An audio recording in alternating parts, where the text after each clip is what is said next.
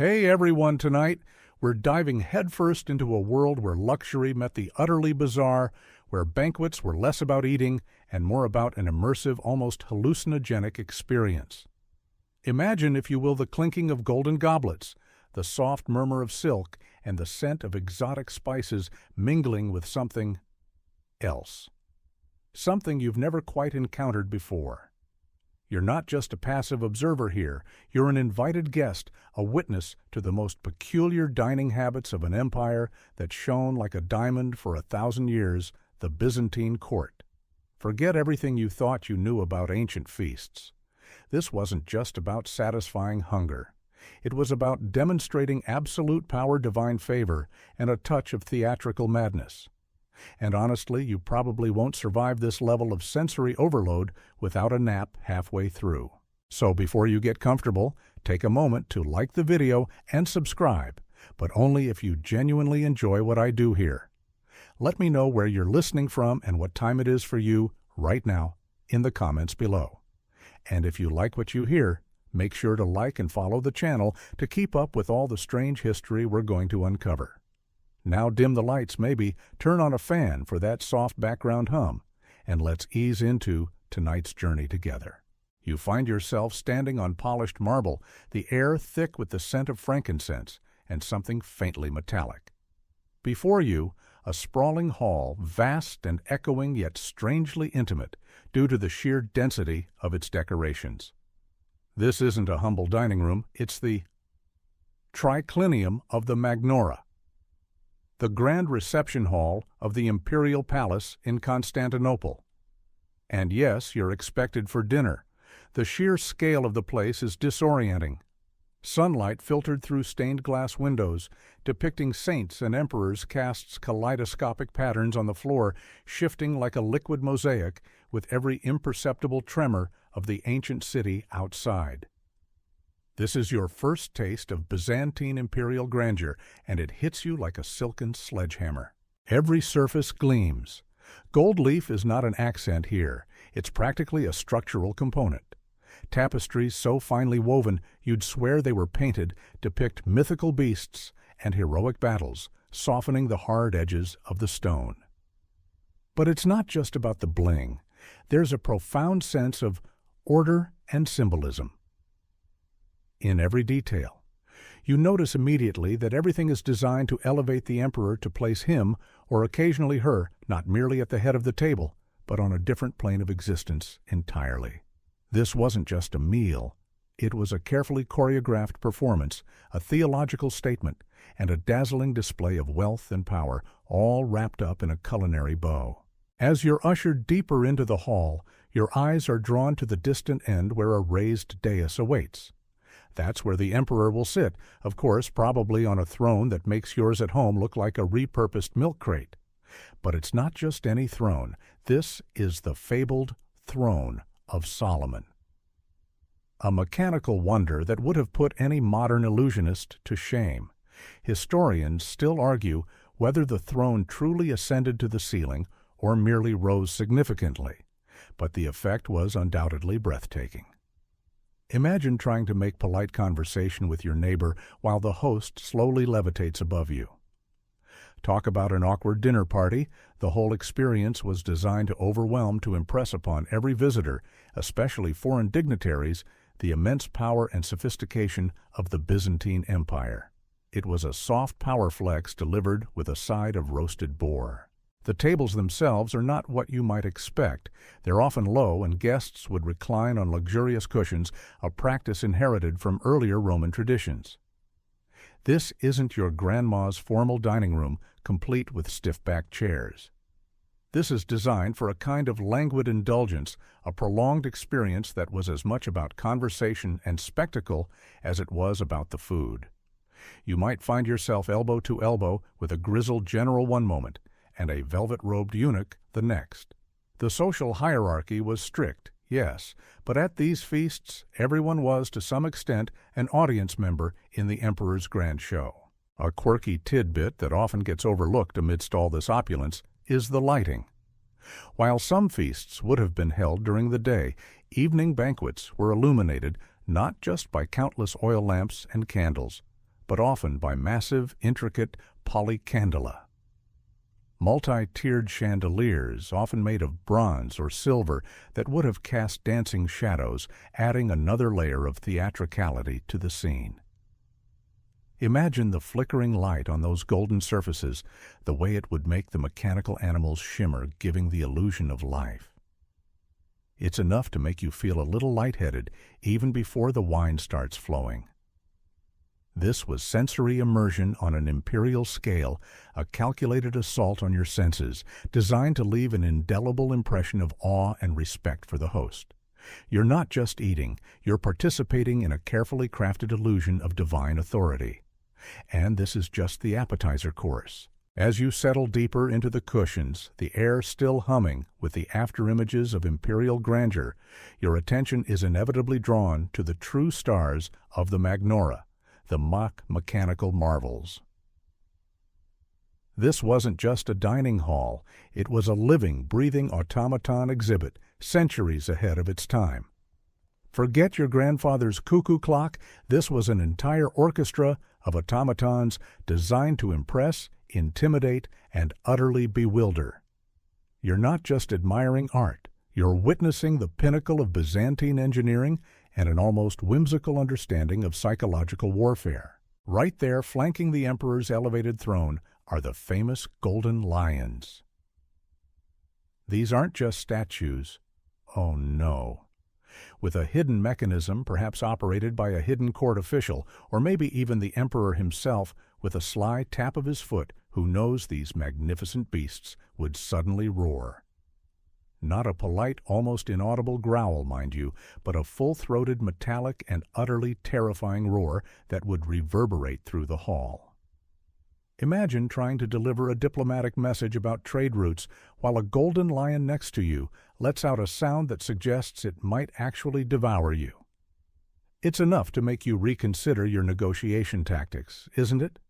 Historians still argue whether the roars were produced by compressed air bellows or even some form of early pipe organ, but the effect was undeniable, pure, unadulterated shock and awe. But the lions are just the beginning of this automated menagerie. Scattered throughout the hall alongside the guests are golden birds perched on gilded branches. These weren't just pretty ornaments either. At a signal, they would burst into song, a surprisingly realistic chorus of chirps and trills, sometimes accompanied by a synchronized flapping of wings. Picture the scene, the emperor on his ascending throne, golden lions roaring, and a mechanical avian choir serenading the room. It's less a dinner and more a high-tech theme park ride designed to humble mere mortals. You can almost see the gears whirring the tiny bellows, expanding and contracting a hidden world of clockwork artistry beneath the shimmering surfaces. This wasn't just for show, though. The Byzantines, particularly during the Macedonian dynasty, used these mechanical wonders as a key component of their imperial protocol. When foreign envoys came to visit, they weren't just given a formal audience, they were subjected to this elaborate performance. The automatons were a tangible demonstration of Byzantine wealth, technological superiority, and almost divine power. It was a subtle, yet deeply effective way of saying, "Look at what we can do. Imagine what else we're capable of." It made a statement without uttering a single word, speaking volumes through the language of intricate machinery. The sheer ingenuity required to create these devices is mind-boggling. We're talking about a time long before the Industrial Revolution, yet these Byzantine engineers were crafting complex systems of pulleys, levers, and hydraulics. It's a testament to the advanced scientific and mechanical knowledge cultivated within the empire. A quirky tidbit, some accounts suggest that these automatons were occasionally prone to malfunctions. Imagine a lion roaring on cue only for a bird to get stuck mid-flap, or a fountain to sputter rather than flow gracefully. Even imperial technology had its off days, just like your Wi-Fi router. These mechanical marvels were more than just entertainment. They blurred the lines between the natural and the artificial, between the earthly and the divine. The emperor was not just a ruler, He was the master of this enchanted kingdom, capable of bringing golden beasts to life and making birds sing on command. It imbued him with an almost mystical aura, making his presence feel supernatural. You might be here for a meal, but you're also witnessing a carefully constructed illusion of omnipotence served up with a side of mechanical lion. With the mechanical roars of the lions still echoing in your ears and the golden birds momentarily silenced your senses, adjust, and you begin to notice another omnipresent feature of the Magnora, the elaborate water systems. It's not just a few strategically placed fountains. The entire space seems to ripple and murmur with the presence of water, a constant soothing yet deeply impressive backdrop to the imperial feast. You find yourself captivated by the way light plays on the moving surface, turning the very air into a living, shimmering entity. Imagine small, intricate channels running along the floor, sometimes even integrated into the dining tables themselves. These weren't just decorative, they were often functional, delivering a steady supply of cool, fresh water. In the oppressive heat of a Constantinopolitan summer, this would have been a luxurious necessity. But beyond mere refreshment, these water features were a vital part of the court's theatrical display. Small gilded fish might swim in the channels, or even mechanical birds, yes. More automatons would dip their beaks into the flowing water, creating a perpetual motion of life and tranquility. It's the ancient equivalent of a high-end restaurant with a waterfall feature, but dialed up to 11. One of the most remarkable aspects of these water systems was their complexity. The Byzantines were masters of hydraulics, inheriting much of their knowledge from Roman engineering but pushing it further. Aqueducts brought fresh water from miles away to the capital, and within the palace it was then channeled through a network of pipes and conduits to feed these elaborate displays. It wasn't just about the beauty, it was about showcasing the empire's ability to control and manipulate natural resources on a grand scale. A quirk of this system, sometimes noted in historical accounts, is the ingenious way wastewater was then channeled away, often into subterranean cisterns or even directly back into the city's drainage system. A very early form of sustainable water management, though perhaps less glamorous than the Golden Lions. These water features also served a practical purpose beyond mere aesthetics and hydration. In a society where hygiene was valued, albeit differently than today, flowing water was a symbol of purity and cleanliness. Guests might even have used small basins fed by these channels for washing their hands during the lengthy banquets. Historians still argue whether the water was purely ornamental or if it was also used for cooling the air through evaporation, creating an early form of air conditioning. Given the ingenuity seen elsewhere, it's not entirely out of the realm of possibility. The sound of the water, a gentle splashing and murmuring, would have blended with the hushed conversations, the distant music, and the occasional whirring of automatons, creating a multi-sensory experience designed to fully immerse the guests. It's a subtle form of luxury that often goes unmentioned when people focus on the more obvious gold and jewels, but its impact on the atmosphere would have been profound. It provided a sense of calm and natural beauty amidst the otherwise overwhelming opulence. So as you recline, listening to the gentle flow, you realize that every element in this hall, from the roaring lions to the shimmering water, is part of a grand design. It's a testament to Byzantine innovation, a blend of engineering prowess, artistic vision, and imperial propaganda. You're not just at dinner. You're inside a meticulously crafted living diorama of power and prestige, refreshed by streams that seem to flow directly from the emperor's boundless influence. It's enough to make you thirsty, which is convenient, since there's water practically everywhere you look. Just don't try to fill your glass from the lion's mouth. Probably not sanitary. Having absorbed the sights and sounds of the Magnora's mechanical wonders and shimmering water features, your senses are now primed for the main event, the food itself. And what food it is. As the first dishes begin to arrive, carried by silent robed attendants, you realize this isn't just a meal. It's a global culinary tour. The Byzantine court's pantry was quite literally the world thanks to its strategic location at the crossroads of Europe, Asia, and Africa. We're talking about exotic imports on a scale that would make a modern-day gourmet grocer blush with envy. Imagine spices from the Far East, silks from China, and the tantalizing aromas that promised a feast unlike any other. The empire controlled vital trade routes, making Constantinople the ultimate hub for every conceivable luxury. So while you might expect lamb or fish, which don't worry, you'll get plenty of, you're also about to encounter ingredients that had traveled thousands of miles. This isn't just good eating, it's edible geopolitics. Each ingredient tells a story of trade power and the vast reach of the Byzantine mercantile fleet. Consider the humble harki pepper tea. Today it's a staple in every kitchen, but in the Byzantine era, black pepper from India was a rare and precious commodity, often worth its weight in silver, sometimes even gold. You'll find it generously sprinkled on savory dishes, not just for heat, but as a potent symbol of wealth. Then there's cheese cinnamon shapwas defnon from Sri Lanka, or what was then called tapperbane. Its sweet, woody aroma weaving through desserts and even some meat dishes. And don't forget, cloves. Tiny, potent buds from the Moluccas, lending their distinct pungency to sauces and stews. These weren't just flavor enhancers, they were currency status symbols and occasionally even preservatives.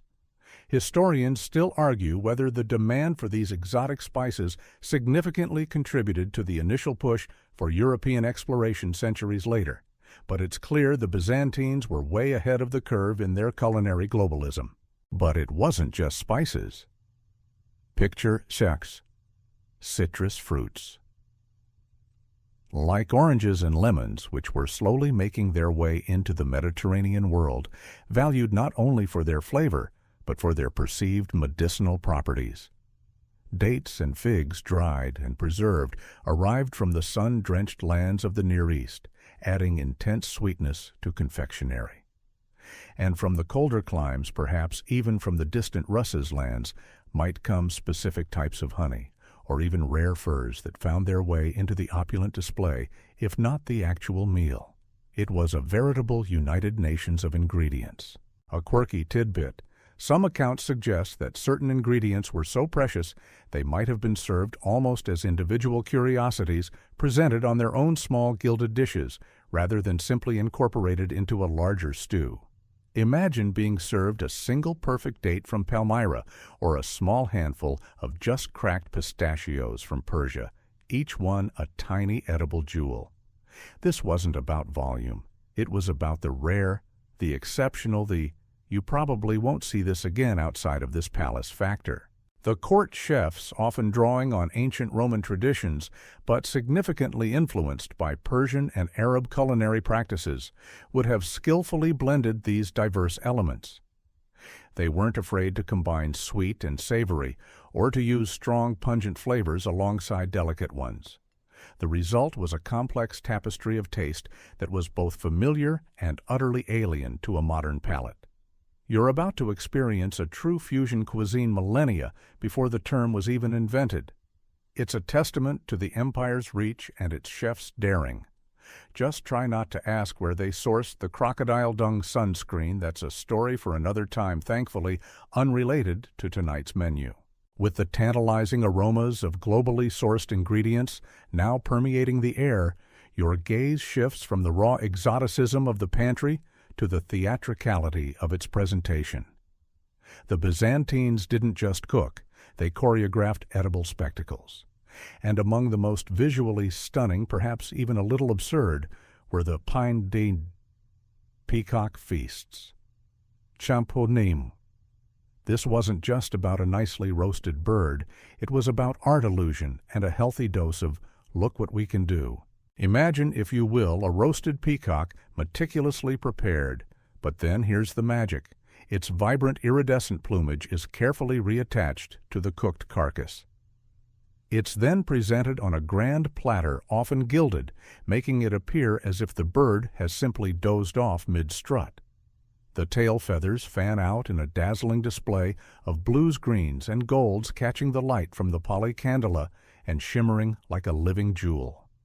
This wasn't just dinner, it was a conversation piece, a centerpiece so magnificent it almost felt wrong to eat it. Almost. The skill required for such a presentation was immense. It wasn't merely about plucking and roasting. It was about preserving the delicate feathers, creating a support structure for them, and then reassembling the whole glorious show. It was a fusion of culinary art and taxidermy, a very high-stakes game of make the bird look alive again. Historians still argue whether the peacock itself was always consumed or if sometimes these were purely ornamental, only for display.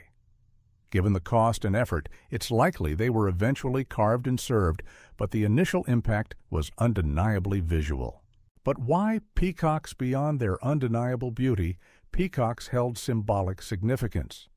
They were often associated with immortality and divine splendor, making them a fitting dish for an emperor who considered himself God's chosen representative on earth. Serving a peacock was not just about providing a meal.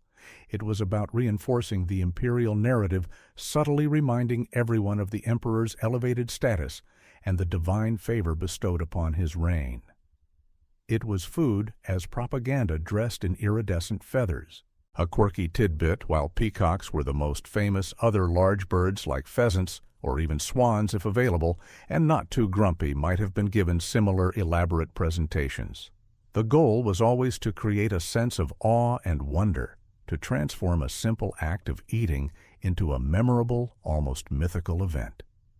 Imagine the hush that would fall over the hall as such a dish was carried in the collective gasp of guests witnessing this feathered marvel. It's a bit like seeing a perfectly plated dish today, but amplified by 1,000 years of expectation and the lack of social media to spoil the surprise. So, as you gaze upon this feathered masterpiece, you can almost hear the soft whispers of admiration, the hushed comments of awe. It's a reminder that in the Byzantine court, even the simplest act of serving a meal was elevated to an art form, a theatrical performance designed to impress, entertain, and subtly convey the immense power and sophistication of the host. You might be here to eat, but you're definitely being fed a generous helping of imperial spectacle. Just try not to get a feather in your teeth. The visual feast of the reassembled peacock slowly begins to yield to another fascinating aspect of Byzantine dining, the concept of living tables and edible decorations. This wasn't just about placing a vase of flowers in the center. It was about blurring the lines between centerpiece and sustenance, turning the very table into a consumable landscape. You're not just looking at a meal. You're looking at an entire edible tableau, a temporary work of art designed to delight and then disappear. Imagine platters piled high with glistening fruits arranged not haphazardly, but in intricate patterns. Pyramids of pomegranates, mosaics of figs and dates, each piece perfectly placed to form a larger design. These weren't just for snacking, they were integral to the aesthetic, creating a sense of natural abundance and horticultural mastery. Sometimes these fruit displays would be interspersed with small decorative pastries or intricately carved vegetables, adding another layer of artistry to the edible landscape. It's like a medieval version of a charcuterie board, taken to an extreme where every element contributes to a grand transient masterpiece. Beyond the fruits, there are accounts of more elaborate edible constructions. Think miniature sugar sculptures, perhaps depicting mythical creatures, or even tiny versions of the imperial palace itself, crafted with painstaking detail.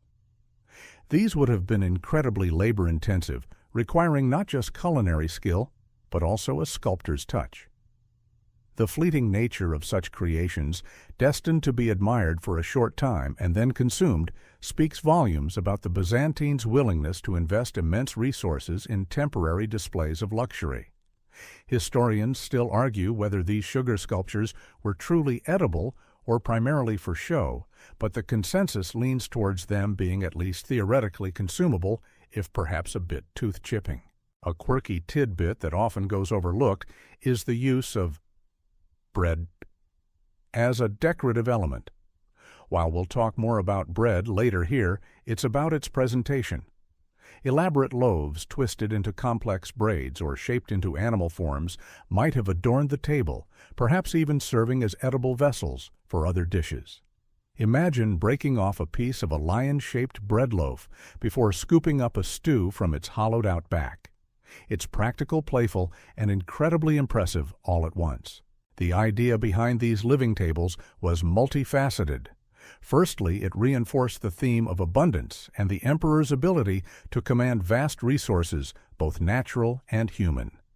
Secondly, it added another layer to the sensory experience, engaging sight, smell, and eventually taste in a continuous flow.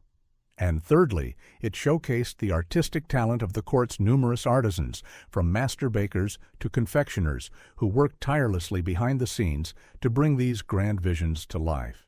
You might find yourself debating whether to admire the artistry or simply dig in.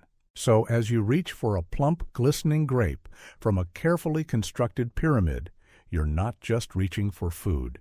You're dismantling a temporary masterpiece, participating in a tradition where every meal was a performance and every edible element was a brushstroke in a grand, fleeting painting. It's a deliciously decadent way to dine, reminding you that even the simplest act of eating could be transformed into an opulent display of imperial power and creativity.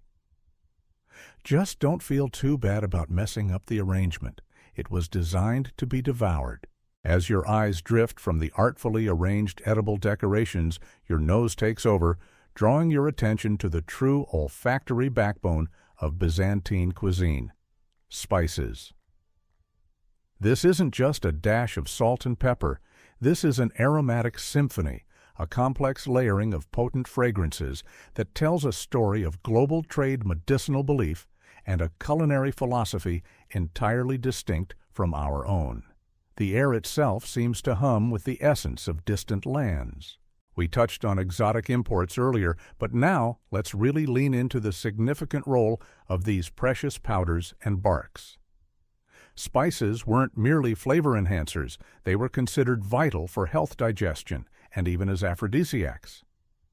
Byzantine medical texts, heavily influenced by ancient Greek and Roman humoral theory, often prescribed certain spices for specific ailments or to balance the body's humors. So that heavily spiced stew you're about to try isn't just delicious, it's practically medicine. You're getting your daily dose of wellness with a side of exotic kick. Think of bay saffron. The golden threads derived from crocus flowers. Imported from places like Persia or even parts of Anatolia, it was incredibly expensive, used not just for its subtle, unique flavor, but also for its vibrant color, turning rice and sauces into dazzling shades of yellow. It was believed to uplift the spirits and aid digestion. Then there's jatkin, nutmeg, chantiend po mesmar, sisters from the same fruit arriving from the Spice Islands. Their warm, earthy notes would have graced both savory and sweet dishes, often believed to strengthen the stomach and invigorate the mind. And let's not forget ginger. Whether fresh or dried, brought along the Silk Roads. Its pungent, peppery kick was a favorite used in everything from meat marinades to refreshing drinks. It was highly valued for its warming properties, particularly during colder months. A quirky tidbit ginger was sometimes even candied and served as a sweet, fiery confection, a sort of ancient predecessor to ginger chews. Imagine that fiery burst after a rich meal. The generous use of spices also served a practical purpose in an era before refrigeration. While not a true preservative in the modern sense, many spices possess antimicrobial properties that could help inhibit spoilage, especially in warmer climates. They could also mask less than perfect freshness, a polite way of saying they made questionable ingredients taste well less questionable. Historians still argue whether this masking effect was a primary driver for their widespread use or merely a happy side effect of their desirable flavors. The chefs of the Byzantine court were masters of blending these powerful aromatics, often creating complex spice mixes known as condita. These mixtures, akin to modern curry powders or ras el hanout, would be prepared in advance and added to dishes, creating layers of flavor that would slowly unfold on the palate. You'd taste the initial warmth of pepper, followed by the sweetness of cinnamon, and then a lingering hint of something earthy like cumin or coriander. It was a sophisticated dance of flavors designed to intrigue and satisfy. So, as the aromatic steam rises from the approaching dishes, inhale deeply. You're not just smelling dinner, you're inhaling centuries of global trade, ancient medical wisdom, and a culinary tradition that embraced boldness and complexity. It's an intoxicating invitation to dive into a truly unique taste experience where every bite is a journey through a spice merchant's dream. With your senses now fully engaged by the heady aromas of exotic spices, a new sweeter note begins to drift through the air, signaling the arrival of a distinct and deeply cherished category of Byzantine delights: honeyed dreams and sweet indulgences. If you thought the Byzantines were all about savory grandeur, prepare for a delightful surprise. Their love for sweetness was profound, deeply ingrained, and often showcased with as much artistry as their savory counterparts. The primary sweetener almost universally was honey. Sugar as we know it from sugar cane or beets was extremely rare and exorbitantly expensive, a true luxury imported in tiny quantities, often for medicinal purposes or the most extravagant imperial displays. Honey, on the other hand, was abundant sourced from the empire's vast lands and meticulously cultivated by beekeepers. It wasn't just a sweetener, it was a flavor in itself, with notes varying depending on the flowers the bees visited, from light floral essences to darker, more robust profiles. You're about to taste honey not just as an additive, but as a star ingredient. Imagine delicate pastries often made with thin, crisp layers of dough, an early form of baklava, perhaps drenched in warm, spiced honey syrup. These weren't just simple cakes, they were intricate creations, sometimes filled with finely chopped nuts, like walnuts or almonds, often ground into a paste. The combination of crisp pastry, sticky aromatic honey, and crunchy nuts would have been a textural and taste sensation, a real treat for the imperial palate. A quirky tidbit: some of these pastries were shaped into elaborate forms, mimicking animals or symbolic objects, further blurring the line between food and art. Beyond pastries, honey found its way into a variety of other sweet dishes. You might encounter shaboni, candied fruits, where plums, cherries, or apricots were preserved in thick honey syrup, creating glistening, intensely sweet morsels. These would have been perfect for palate cleansers or as a light dessert after a heavy meal. There were also various forms of hirdi, puddings, and custards, often thickened with eggs or grain and liberally sweetened with honey, perhaps flavored with rose water or orange blossom water for an extra touch of perfume. The emphasis on honey also ties back to the Byzantine understanding of health and well-being. Honey was revered for its medicinal properties, believed to be beneficial for digestion, soothing for the throat, and generally invigorating. So indulging in these sweet treats wasn't just about pleasure, it was also subtly justified by perceived health benefits. Historians still argue whether the Byzantines considered these desserts as mere afterthoughts or as equally important components of a grand feast, but their consistent presence and elaborate preparation suggest a deep appreciation. As the trays laden with these golden glistening confections approach, you notice the delicate balance of sweetness with other flavors. Sometimes a hint of cinnamon or clove, a touch of lemon zest, or the perfumed floral notes from rosewater would cut through the richness of the honey, preventing it from being cloyingly sweet. It's a sophisticated use of flavors, showcasing the pastry chef's mastery. So lean back and prepare for a wave of pure golden sweetness. These aren't just desserts. They're echoes of an ancient love affair with nature's purest sweetener, crafted into delights that speak of indulgence, artistry, and a healthy dose of Byzantine delight. Just try not to get too sticky. This is an imperial banquet after all. With the sweetness of honeyed pastries still lingering on your tongue, it's time to move to another essential component of any Byzantine feast, the fermented favorites and ancient brews. This wasn't a teetotaling court, far from it. Beverages, particularly alcoholic ones, played a significant role not just for refreshment, but for social lubrication ritual, and sometimes just plain enjoyment.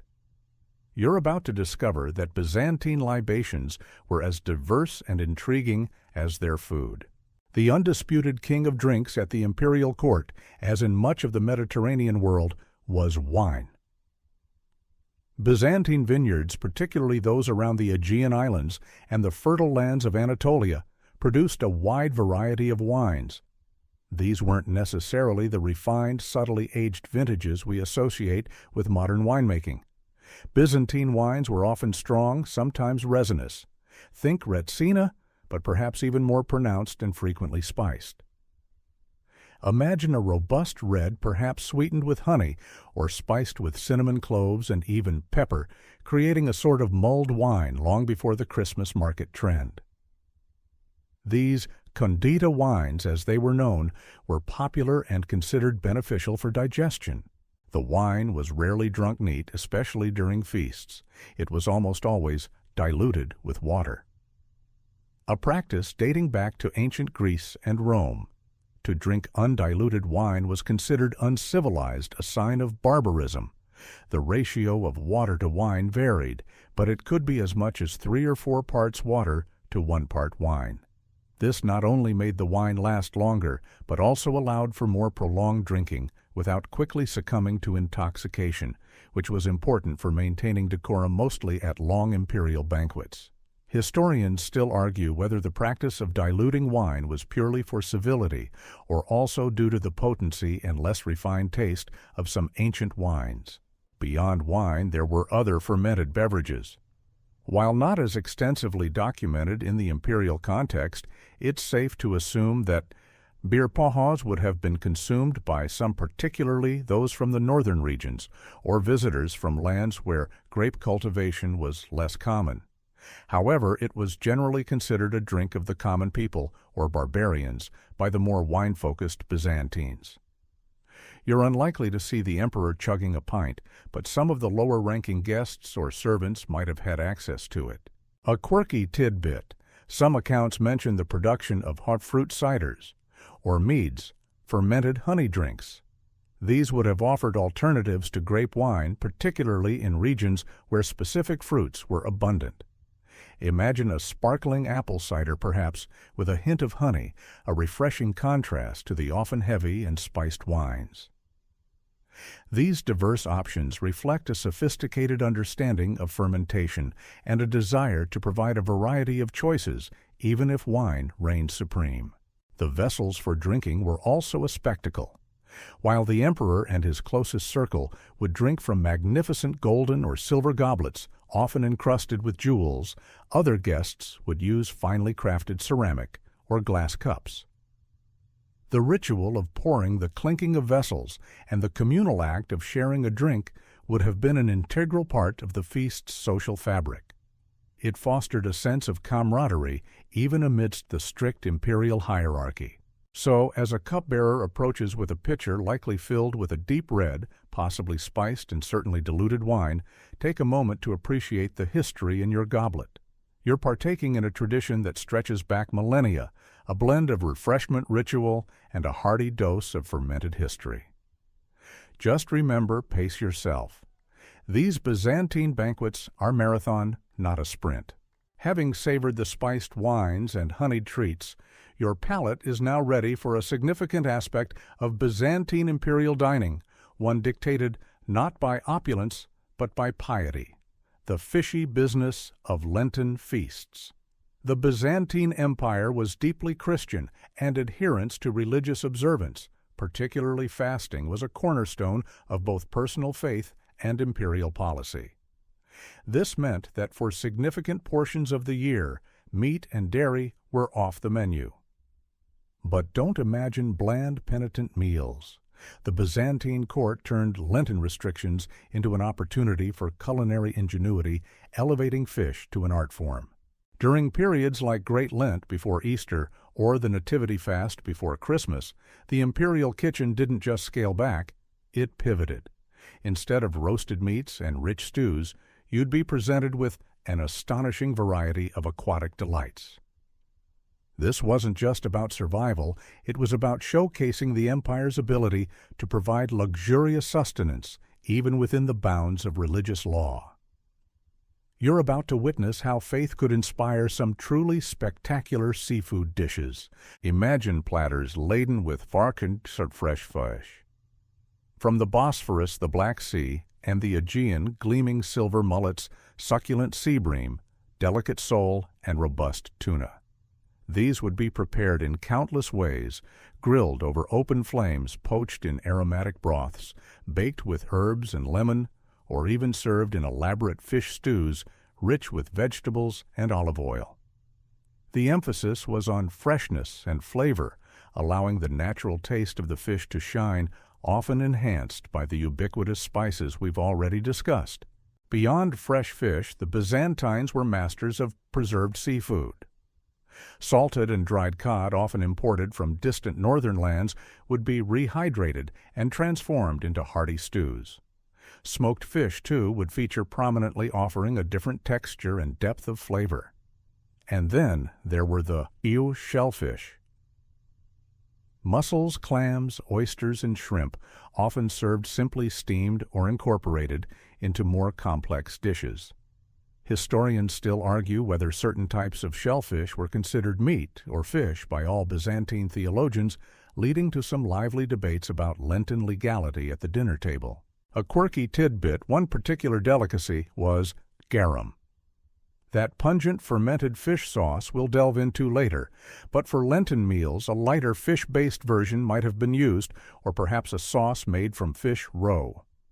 Fish roe, in fact, was a prized ingredient sometimes pressed and dried into a form similar to modern botarga, offering an intense burst of briny flavor. Imagine thin slices of this savory, umami-rich delicacy served with a drizzle of olive oil.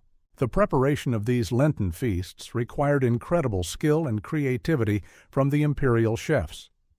They had to ensure variety and richness without relying on the forbidden ingredients. This often led to a greater reliance on olive oil herbs, vegetables pulses like lentils and chickpeas, and of course the spices from the East. The result was a surprisingly diverse and often incredibly flavorful cuisine, proving that dietary restrictions can sometimes be the mother of culinary invention. So, as a plate of perfectly grilled sea bass, perhaps adorned with fresh dill and a squeeze of lemon, is placed before you, take a moment to appreciate the piety and ingenuity behind it. This isn't just a meal, it's a demonstration of faith, a culinary challenge met with unparalleled skill, and a delicious testament to the Byzantine court's ability to feast even when fasting. It reminds you that sometimes the strangest feasts are those born from profound belief.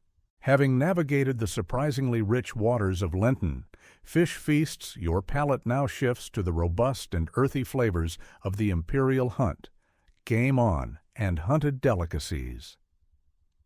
While fish provided the ritualistic sustenance, wild game offered a direct connection to the land, to imperial sport, and to a primal, often masculine display of power. These weren't just meals, they were trophies on a platter, symbolizing the emperor's dominion over nature itself. The vast hunting reserves and forests surrounding Constantinople, and indeed throughout the empire, teemed with various species that would eventually find their way to the imperial table. Think of the mighty wild boar. Its lean, dark meat, a prized delicacy. Boar hunts were dangerous, thrilling affairs, often led by the emperor himself, showcasing his prowess and courage. The meat once brought back to the palace kitchens would be roasted whole on spits, its skin crackling and glistening, or cut into robust stews, often heavily spiced with pepper, juniper berries, and wild herbs. It's a dish that speaks of raw power and ancient traditions. Then there was venison meat from various deer species, which would have offered a more delicate yet still distinct flavor profile. Roasts of venison, perhaps marinated in wine and herbs, would have been common, often served with rich sauces. Smaller game birds like pheasants, partridges, and quails would also grace the table. These would be roasted, grilled, or even incorporated into elaborate pies, offering a variety of textures and flavors. Imagine a small, perfectly roasted quail presented on a bed of seasoned grains, its rich aroma filling the air. The preparation of game often involved specific techniques to tenderize the meat, which could be tougher than farmed animals. Marinating in wine vinegar or brines was common, as was slow cooking over low heat for extended periods. Spices once again played a crucial role, not just for flavor, but to mitigate any gamey taste that might be considered too strong for the imperial palate. A quirky tidbit: some sources suggest that certain game animals, especially birds, might have been cooked, and then, much like the peacock, redressed with their feathers for an initial visual spectacle before carving. It seems the Byzantines truly loved their feathered props. Hunting wasn't just a sport, it was a significant aspect of imperial culture and a form of diplomatic entertainment. Foreign dignitaries might be invited to participate in a hunt, cementing alliances and demonstrating the emperor's physical prowess. The resulting feast, featuring the very animals they had hunted, would then become a celebration of shared experience and imperial hospitality. Historians still debate the extent to which actual hunting contributed to the imperial diet versus animals acquired through other means, but the symbolic importance of the hunt remained paramount. So, as a robust cut of roasted boar, perhaps with a rich dark sauce, is placed before you, consider the journey it took from the wild forests to this opulent table. It's a taste of the untamed, brought under imperial control and transformed into a feast fit for the most powerful ruler in the Christian world. It speaks of strength, tradition, and a hearty appetite for both adventure and delicious wild meat. Just be careful with those bone fragments. They're not nearly as refined as the golden tableware. You've seen the dazzling displays, tasted the exotic imports, and explored the nuances of imperial dining. But now let's peel back the curtain and peek behind the scenes into the veritable beehive of activity that was the imperial kitchen, behind the scenes. This wasn't just a kitchen, it was an industrial-scale operation, a culinary factory employing scores, perhaps hundreds of individuals, all working in a synchronized dance to feed an emperor his court and a never-ending stream of guests. You're about to appreciate the sheer logistical mastery required to pull off such feasts. Imagine vast complexes of stone buildings, perhaps a little further from the main palace halls, to keep the noise, heat, and smells at bay. Inside, the air would be thick with the aroma of roasting meat, simmering sauces, and freshly baked bread, mingled with the earthy scent of wood smoke from countless hearths and ovens. This wasn't a single room. It was a labyrinth of specialized areas.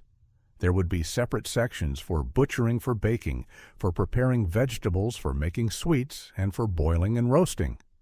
Each area would have its own team overseen by master chefs, who were less cooks and more highly skilled managers and artists. The hierarchy within these kitchens was as strict as in any other part of the Byzantine court. At the top was the pontitos protovestiarios, or a similar high-ranking official who would oversee the palace economy, including the provisions for the kitchen. Below them were the master chefs, or magiroi, who were highly respected, often well-paid, and sometimes even influential figures. Then came the legions of specialized cooks, the artopoioi, bakers, the opsonopoioi. Fish, cooks the kriatopoioi, meat, cooks the glycopoioi, sweet makers, and many more. And beneath them a vast army of scullery maids, porters, fire stokers, and general assistants. It was a well-oiled machine, albeit one powered by human sweat and ingenuity. The logistics of sourcing ingredients alone would have been a monumental task.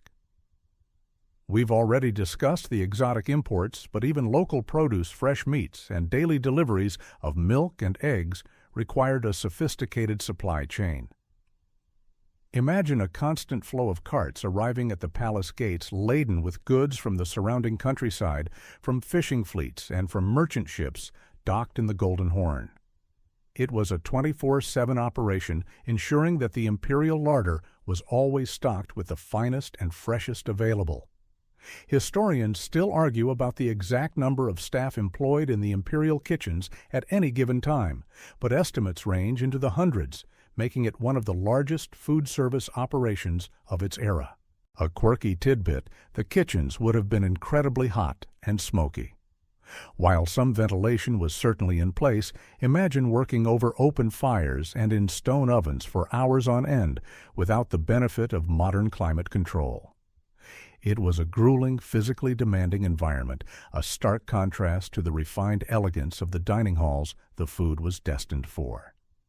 Yet the precision and quality of the output rarely wavered, a testament to the discipline and skill of the kitchen staff.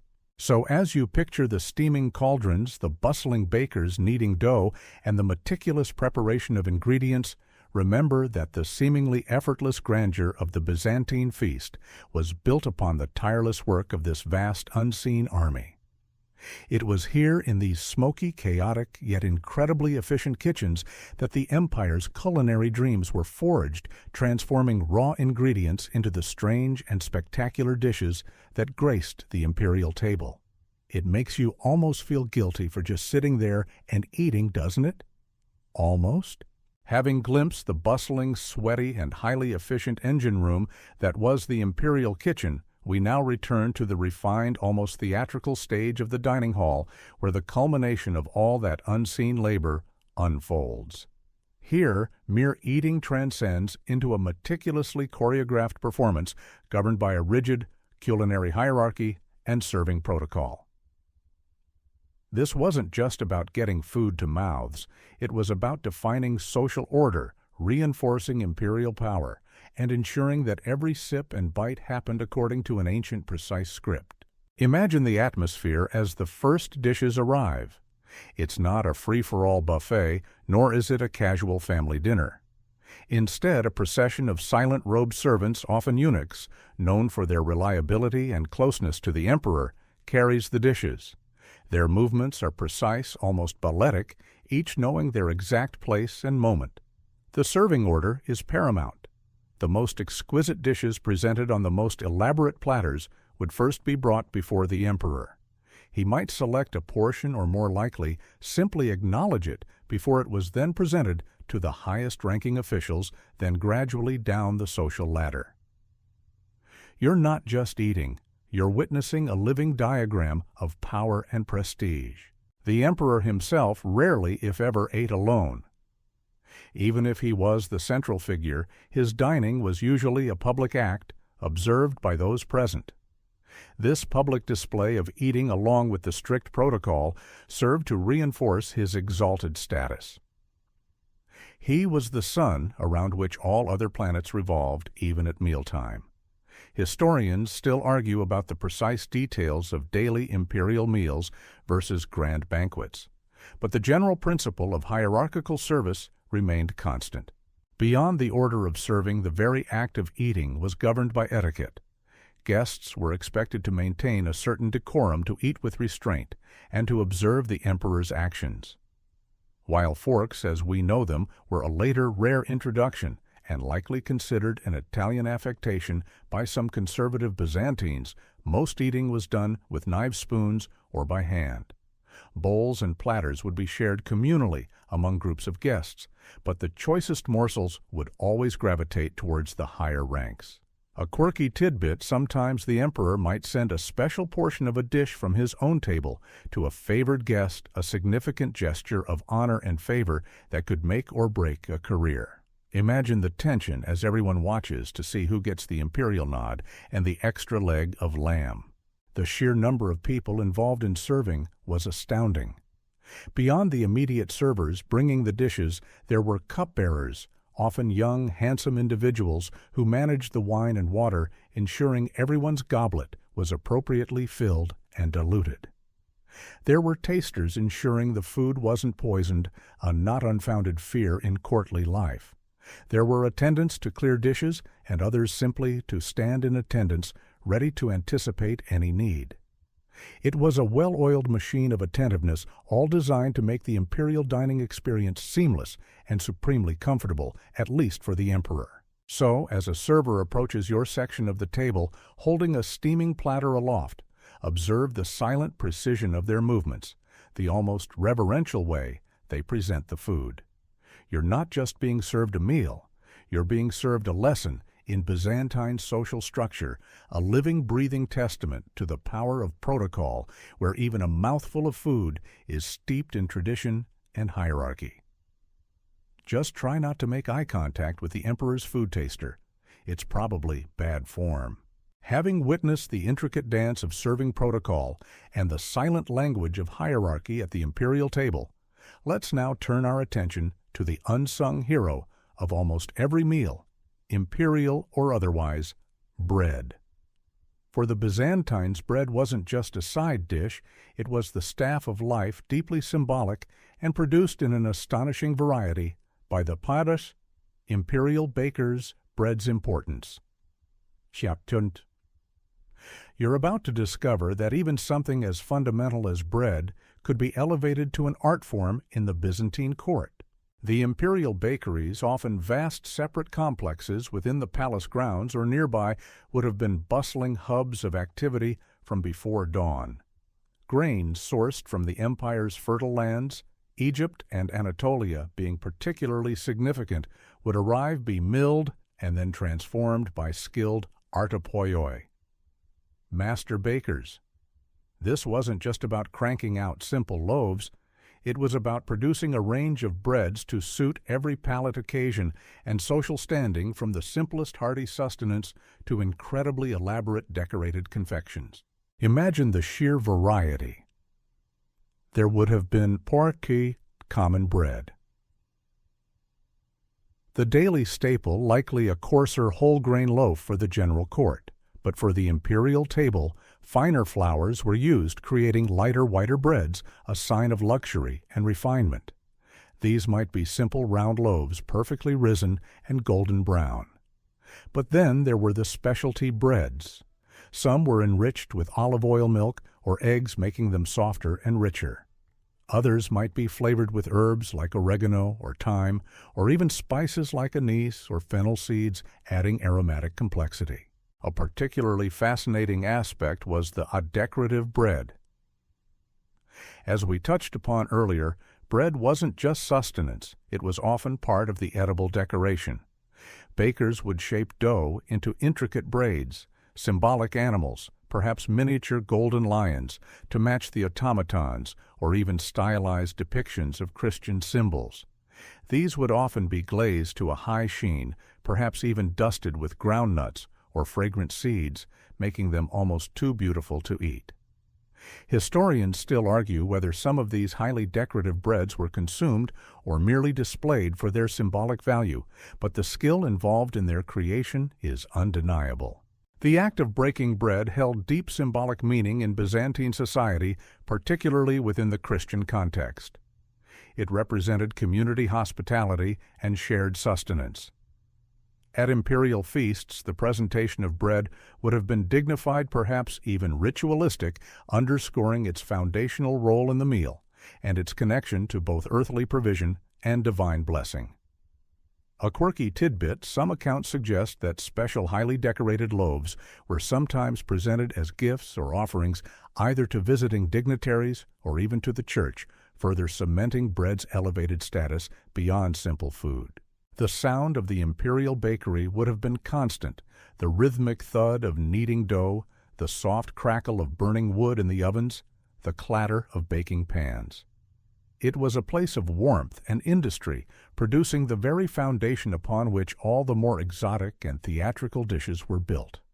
Without these skilled bakers, even the most extravagant peacock feast would have felt incomplete. So, as a freshly baked, perhaps still warm loaf is presented perfectly crusty on the outside and soft within, take a moment to appreciate the unsung heroes of the imperial kitchen. This isn't just flour and water. It's the result of ancient agricultural traditions, masterful baking techniques, and a profound respect for the most fundamental of foods elevated to imperial standards. It's a testament to the Byzantines' ability to turn the essential into the extraordinary. Just try not to get too many crumbs on your velvet tunic. From the comforting aroma of freshly baked bread, our journey through the strange Byzantine feast takes a surprisingly tart turn, revealing a key ingredient that permeated much of their cuisine: vinegar's edge and sour notes. While we've discussed sweet honey and pungent spices, the Byzantines also had a profound appreciation for acidity, using vinegar not just as a condiment, but as a vital component in countless dishes, both for flavor and practical reasons. You're about to discover that a little sourness was essential for a truly balanced imperial meal. Vinegar, or oxos as it was known, was ubiquitous. Produced primarily from fermented wine, it varied in strength and flavor depending on the quality of the wine and the length of fermentation. Unlike today, where we might limit ourselves to balsamic or apple cider vinegar, the Byzantines would have had access to a range of vinegars, some perhaps infused with herbs or even fruit. This wasn't just for salads, it was woven into the very fabric of their cooking. Its primary role was multifaceted. Firstly, flavor. The sharp tang of vinegar could cut through the richness of fatty meats, brighten heavy sauces, and add a refreshing counterpoint to sweet elements. Imagine a hearty stew, otherwise robust with spices and game meat, suddenly lifted by a splash of tangy vinegar at the end of cooking. It provided that zing that balanced out the other strong flavors. Historians still argue about the precise balance of flavors in Byzantine cuisine, but the prevalence of vinegar in surviving culinary fragments suggests a palate that embraced sourness alongside richness. Secondly, and perhaps even more importantly, preservation.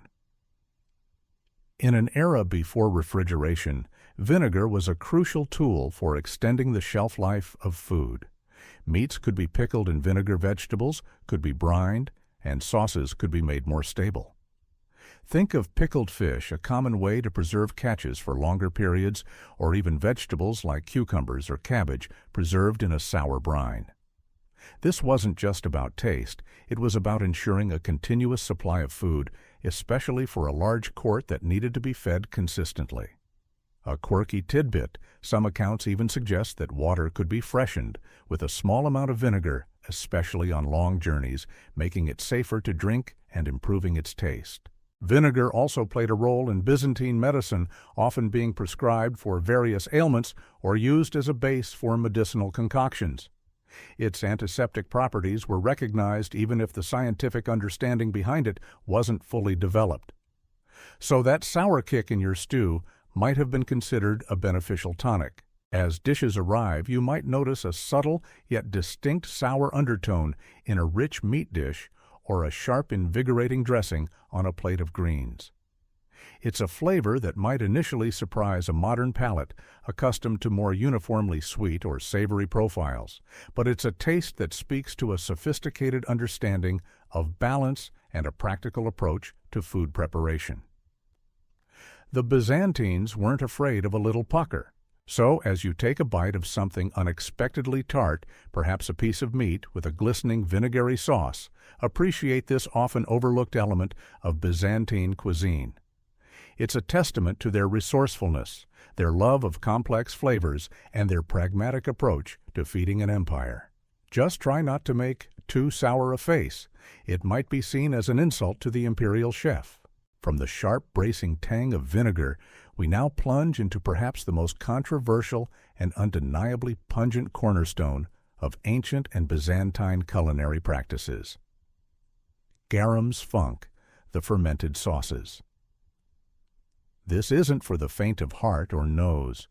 Garum, a fermented fish sauce, was the umami bomb of the ancient world, a staple condiment that permeated virtually every aspect of cooking, from the humble kitchen to the grand imperial table. You're about to encounter a flavor so intense, so unique, that it might just redefine your understanding of Byzantine taste. Imagine a sauce made from fish entrails, small whole fish, or even larger pieces, left to ferment under the sun in large vats with salt for weeks, even months. The enzymes in the fish would break down the proteins, creating a liquid rich in amino acids, delivering an incredibly savory, intensely salty, and deeply umami flavor. This was the ancient equivalent of soy sauce fish sauce and Worcestershire sauce, all rolled into one, but with its own distinct, powerful character.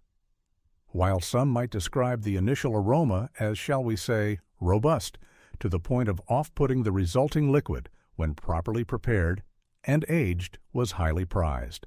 Garum was not just a condiment, it was an ingredient. It was added to almost everything: stews, sauces, vegetables, even some bread doughs. It provided a depth of flavor that was otherwise difficult to achieve in an era without modern flavor enhancers. It was a secret weapon of the Byzantine chef, a background note that harmonized and amplified all the other ingredients. You probably won't even realize you're tasting it directly, but its presence would be subtly enriching every savory bite. There were different grades of garum, from the highly prized clear golden liquid, often from mackerel or tuna, that would have graced the imperial table, to coarser, thicker varieties used in more common households. The most expensive types were sometimes infused with herbs, spices, or even wine, creating a more refined product. A quirky tidbit: the smell of a garum factory, particularly on a hot summer day, was famously foul, leading to them being located far outside populated areas. So while the end product was a luxury, its production was definitely not. Historians still argue about the exact prevalence and types of garum used in Byzantine cuisine, as tastes evolved over the empire's long history. While its use was widespread in earlier Roman times, its exact continuation and prominence in later Byzantine periods is a subject of scholarly debate. However, it's clear that fermented fish products in some form remained an important part of the culinary landscape. The Byzantines certainly enjoyed strong flavors, and garum delivered that in spades. So, as you sample a dish and find yourself wondering what exactly gives it that incredibly savory, almost meaty depth, even without obvious meat, there's a good chance it's the ghost of garum working its magic. It's a taste that connects you directly to the ancient world, a testament to culinary resourcefulness, and a palate that embraced intensity. It might be challenging to fully appreciate without the benefit of a time-traveling nose, but its historical significance to the Byzantine feast is undeniable.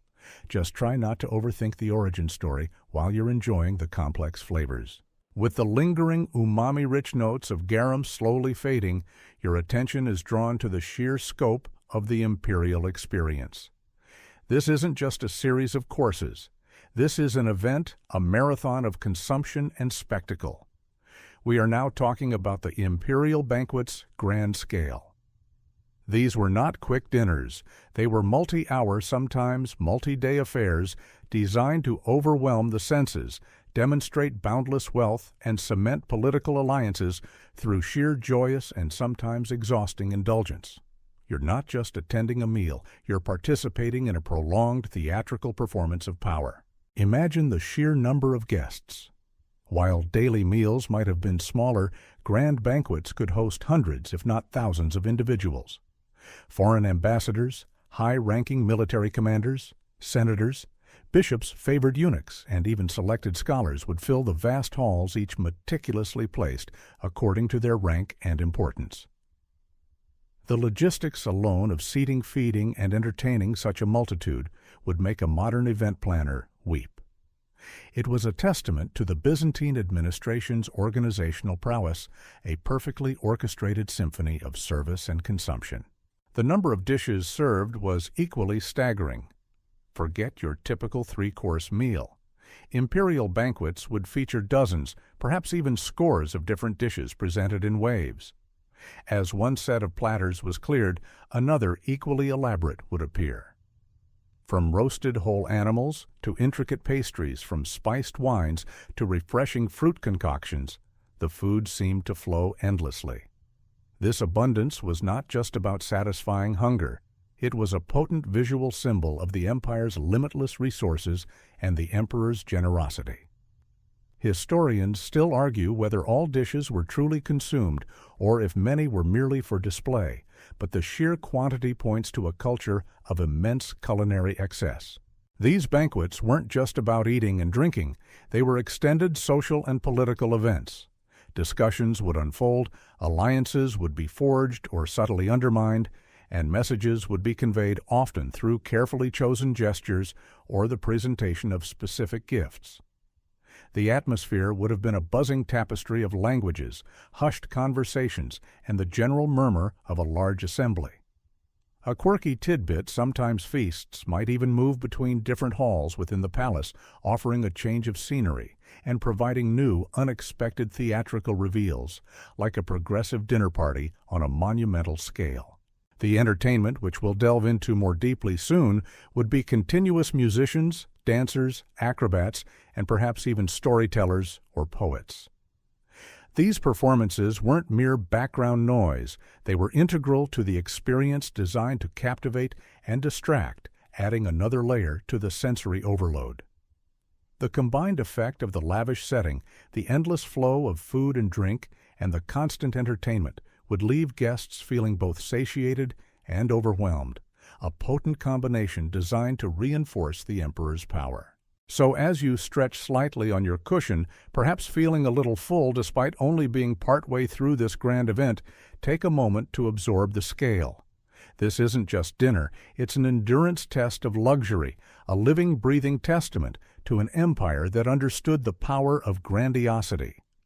It's a reminder that in Byzantium, even leisure was a serious business conducted on a truly epic scale. Just try not to fall asleep. You might miss the next round of exotic delicacies. You've felt the sheer scale of the imperial banquets, the endless flow of food and drink designed to dazzle and impress. But a feast of this magnitude, lasting for hours on end, needed more than just food to hold the attention of its esteemed guests. It required constant stimulation, a carefully curated atmosphere that seamlessly blended dining with delight. This brings us to the crucial element of motin, musical interludes, and entertainment at meals. These weren't mere background distractions. They were integral components of the imperial experience designed to enchant, elevate, and sometimes subtly convey messages. Imagine the soft strumming of a lyre or a zither, its ancient melodies weaving through the murmurs of conversation. Then perhaps the reedy wail of an aulus, a double reed pipe, or the gentle swell of voices in a hymn. Music was omnipresent. It might be performed by a small ensemble, positioned discreetly, or by a larger group of professional musicians who would take center stage for specific performances. This wasn't background elevator music. It was live, evocative, and sometimes deeply emotional drawing on both secular and sacred traditions. Historians still argue about the exact forms of Byzantine secular music, as liturgical chants are much better preserved, but accounts suggest a rich tapestry of sounds accompanied imperial life. But music was just one thread in this tapestry of entertainment. Between courses or during lulls in conversation, other performers would emerge. You might witness dancers, perhaps graceful and flowing, performing traditional or more exotic movements.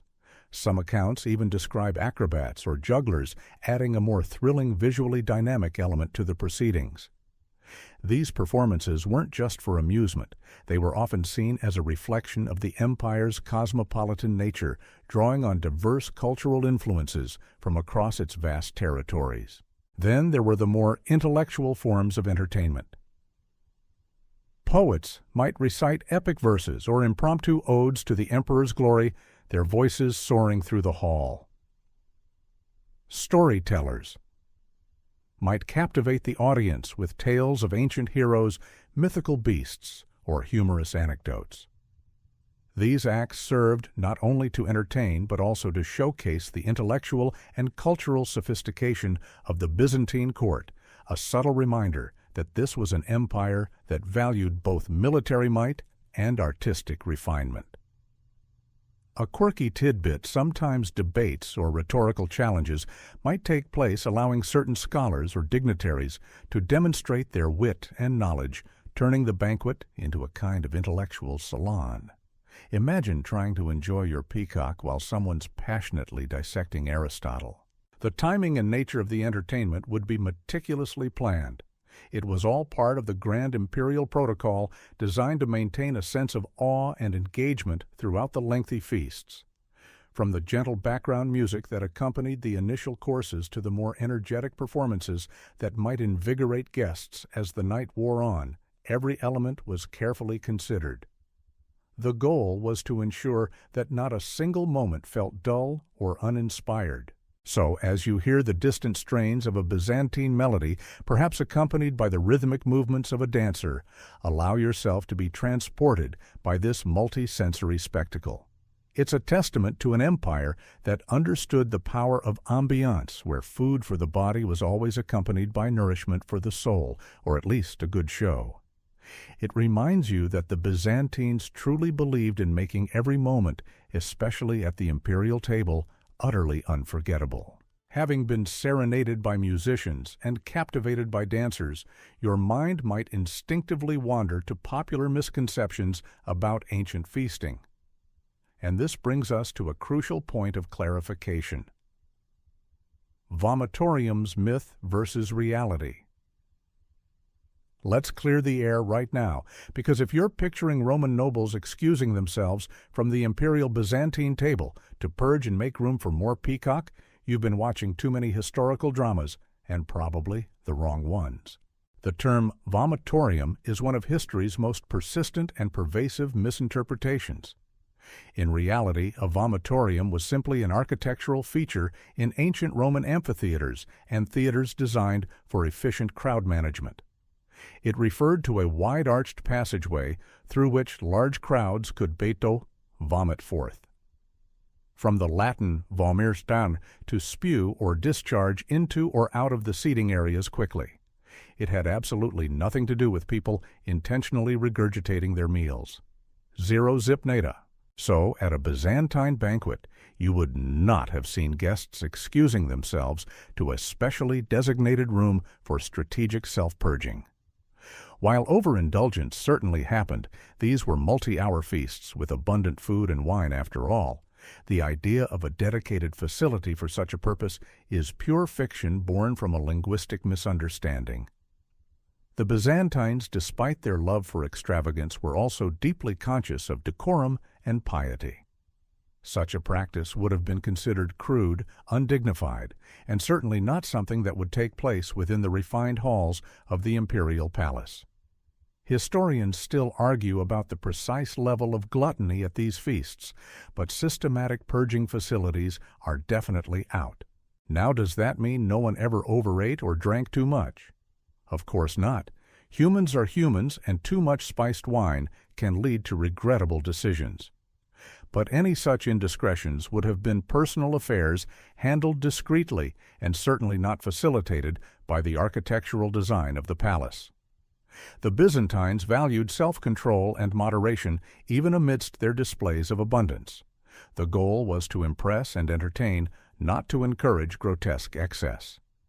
A quirky tidbit: some Roman satirical writers did occasionally mention individuals who ate to excess and then purged, but this was always depicted as a sign of personal failing or gluttony, not as a normalized or institutionalized practice. It was seen as vulgar, not vogue. The persistence of the vomitorium myth likely stems from a combination of sensationalized popular culture, a misunderstanding of Latin, and perhaps a general fascination with the perceived decadence of ancient empires. It's a much more dramatic story to imagine people feasting to the point of purging rather than simply having a very long, very rich meal. But when you're reclining on those plush cushions surrounded by golden automatons and the murmur of hydraulic fountains, The last thing you'd want is the unpleasant reality of such a practice. So, as you continue to navigate the culinary wonders of the Byzantine court, rest assured that any discomfort you feel is likely from too much honeyed pastry or rich game meat, not from the impending need to visit a non-existent vomitorium. The only thing being vomited forth in this context would be the guests politely exiting through the grand arched doorways when the feast finally mercifully concludes. It's a good reminder that not everything sensationalized in history is actually true. With the myth of the vomitorium definitively debunked, your gaze naturally falls upon the very implements that bring these strange feasts to life on the table. We're talking about the dazzling and often priceless golden plates dining ware. In the Byzantine court, even the act of holding a spoon or sipping from a cup was an encounter with unparalleled luxury, a constant reminder of imperial wealth and divine favor. You're about to appreciate that your basic cutlery set at home looks positively Spartan by comparison. The emperor and his inner circle would dine using objects that were less dinnerware and more works of art. Imagine platters of solid gold shimmering with an inner light, perhaps intricately engraved with religious symbols or imperial eagles. Goblets weren't just functional, they were often miniature sculptures encrusted with precious jewels, rubies, emerald sapphires, catching the light from the polycandela and casting a kaleidoscope of colors. Even the spoons and knives, though perhaps more utilitarian in shape, would be crafted from gold or gilded silver, often with handles fashioned from ivory-polished gems or intricately carved wood. This wasn't just about eating, it was about holding a piece of the empire's treasury in your hand with every bite. These golden vessels served multiple purposes beyond mere utility. Firstly, they were an undeniable display of yuba, wealth and prestige. To host a banquet where every dish was served on gold and every guest of honor drank from jeweled chalices sent an unmistakable message to both internal courtiers and foreign dignitaries. This empire was immeasurably rich, divinely blessed, and utterly unparalleled. It was a tangible manifestation of imperial power more potent than any spoken word. Historians still argue about the exact proportion of solid gold versus gilded bronze or silver used in the daily operations of the court versus ceremonial events, but the perception of overwhelming opulence was consistently maintained. Secondly, they were a testament to the skill of Byzantine artisans.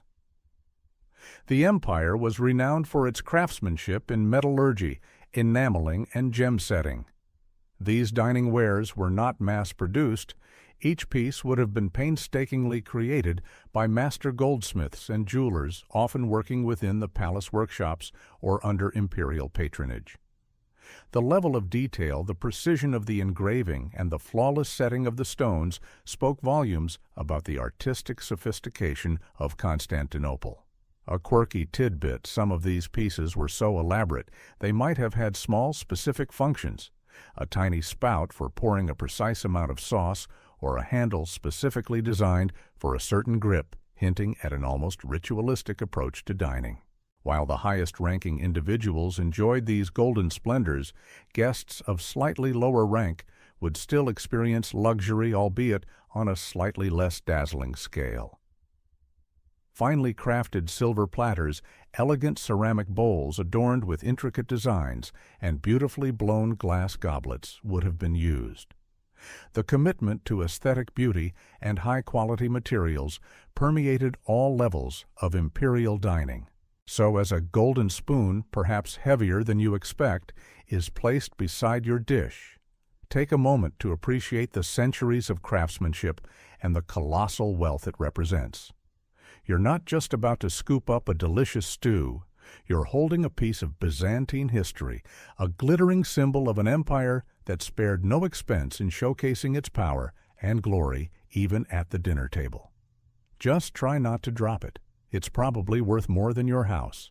With the gleam of golden plates still dancing in your vision, it becomes clear that Byzantine feasts were about far more than simply satisfying hunger or displaying wealth.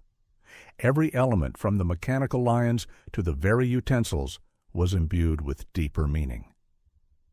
This brings us to the fascinating realm of symbolic foods, meaningful meals.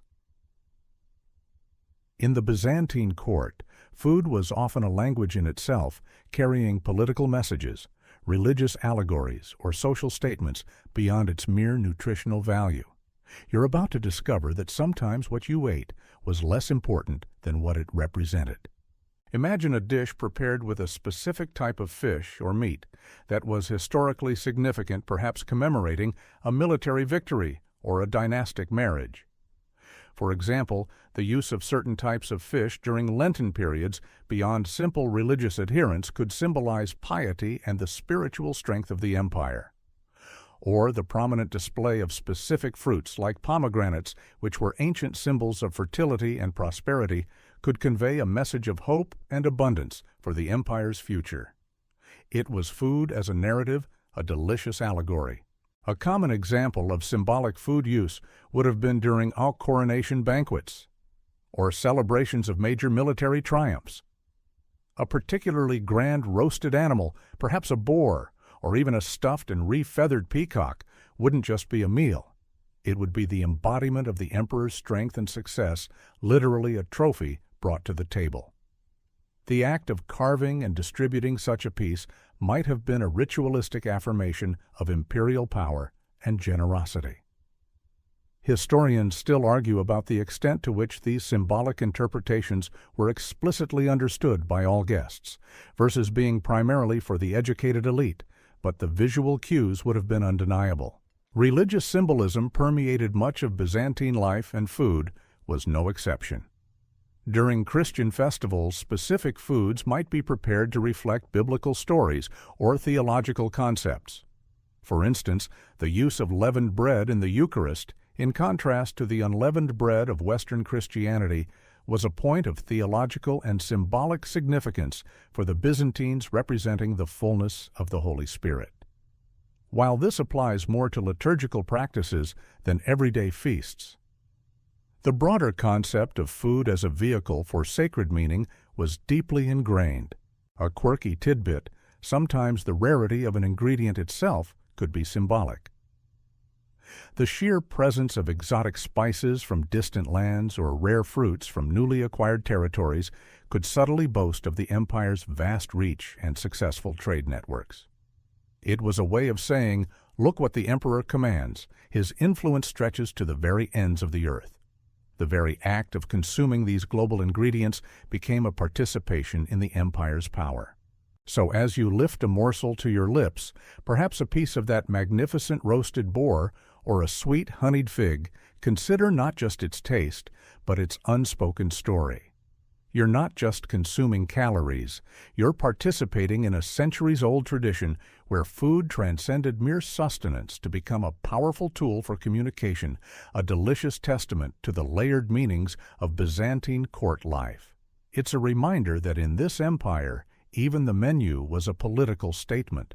Having explored the hidden meanings within symbolic foods, your journey through the Byzantine feast now takes a more austere, yet equally significant turn. For all the lavish indulgence, the Byzantine court was first and foremost deeply religious, and this faith profoundly shaped their culinary calendar. We now delve into fasting rituals, religious observance, and how they dramatically reshaped the imperial menu. You're about to see how piety could dictate abstinence even from the most tantalizing imperial delights. For the Byzantines particularly, those adhering strictly to Orthodox Christian practices, fasting was not just an occasional act of piety. It was a regular, rigorous discipline observed for significant portions of the year. This wasn't about skipping a meal or two. It was about abstaining from specific food groups, primarily meat, dairy products, milk, cheese, eggs, butter, and sometimes fish or olive oil for extended periods. The most prominent of these fasting seasons was Great Lent. The 40 days leading up to Easter, but there were also numerous other fast days throughout the week, Wednesdays and Fridays, and additional fasting periods before major feast days, like Christmas, the Dormition of the Theotokos, and the feast of Saints Peter and Paul. During these times, the imperial kitchen, which typically reveled in its abundance, would undergo a dramatic transformation. The roaring fires for roasting meats would die down, and the dairy stores would remain untouched. Instead, the focus would shift entirely to plant-based ingredients, and on some fasting days, fish. This meant a heavy reliance on pulses like lentils, chickpeas, and beans, as well as a vast array of vegetables, grains, and fruits. Dishes would be prepared with olive oil if permitted, or simply boiled or baked with water and herbs. You'd find hearty vegetable stews, elaborate salads, diverse bread varieties without dairy, and a greater emphasis on nuts and dried fruits for sustenance. The challenge for the imperial chefs during these periods was immense: how to create a sense of imperial grandeur and sophisticated dining within such strict limitations. They had to be incredibly creative to ensure variety and flavor without resorting to the usual luxurious ingredients. This often led to the development of highly ingenious vegetarian and vegan dishes that were far from bland. Spices, as always, would play a crucial role in adding depth and complexity to these otherwise simple ingredients. Historians still argue about the exact rigor with which all members of the imperial court adhered to these fasts, but the public display of adherence by the emperor was paramount. A quirky tidbit on certain particularly strict fasting days, known as xerophagy, dry eating, even olive oil, was forbidden. Meals would consist primarily of uncooked fruits, vegetables, bread, and water. Imagine an entire imperial banquet where the only moisture comes from a crisp apple and a glass of water, a stark contrast to the usual flowing wine and rich sauces. This level of asceticism, even for a short period, was a profound statement of faith. So, as you contemplate the vibrant, albeit meat-free dishes that might grace the imperial table during a Lenten period, you gain a deeper understanding of the Byzantine psyche. This wasn't just about food, it was about spiritual discipline, a public demonstration of piety, and a profound connection to the divine. The strange feasts of Byzantium were just as much defined by what they abstained from as by what they indulged in, proving that even restriction could be transformed into a unique culinary expression. It's a good reminder that every grand feast eventually comes with its necessary period of penance. From the disciplined adherence to fasting rituals, we now descend from the rarefied air of the imperial palace and take a stroll through the bustling, vibrant streets of Constantinople. Here we can catch glimpses of how some of the grand culinary ideas of the court might have echoed, albeit in simpler forms, in the everyday lives of ordinary Byzantines. This brings us to Street Food Echoes, Popular Bites, where the luxury of the palace met the practicalities of urban life. You're about to see that even the common folk had their own version of fast food, sometimes hinting at imperial inspirations. Imagine the narrow, winding streets of the city teeming with merchants, artisans, and laborers. The air would be filled with a cacophony of sounds and a rich tapestry of smells: roasting meats, freshly baked bread, simmering stews, and the distinctive aroma of various spices. While the common citizen couldn't dream of golden platters or mechanical lions, they still ate well, and much of their food was consumed on the go from street vendors or small taverns. One of the most ubiquitous street foods would have been various forms of bread. While not as refined as the imperial white loaves, common bread, often made from coarser grains like barley or rye, would have been the foundation of many meals. Bakers would have sold fresh loaves from small shops, and you might see vendors selling savory pastries.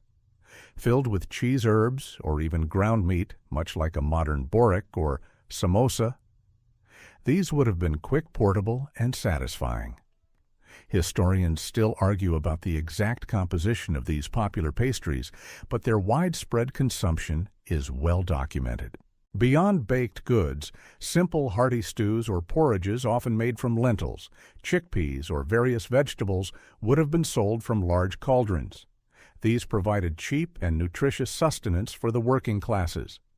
you might find a vendor dishing out a steaming bowl of lentil soup.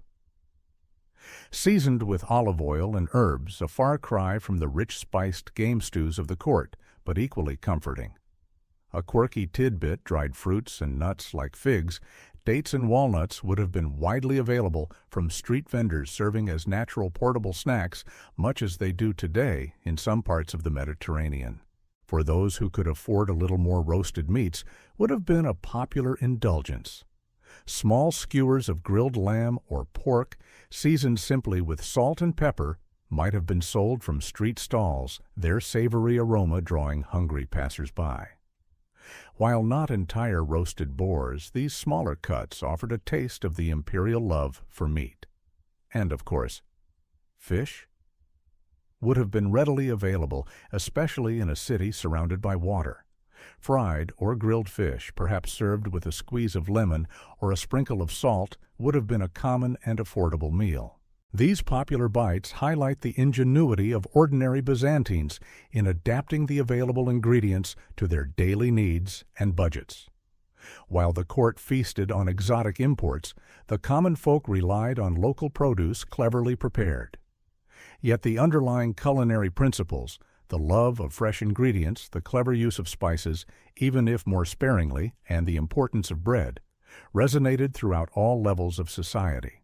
So, as you imagine the lively markets and the tempting smells wafting from street stalls, you get a sense of how the grand culinary traditions of the Byzantine court filtered down, becoming accessible in simpler forms to the masses.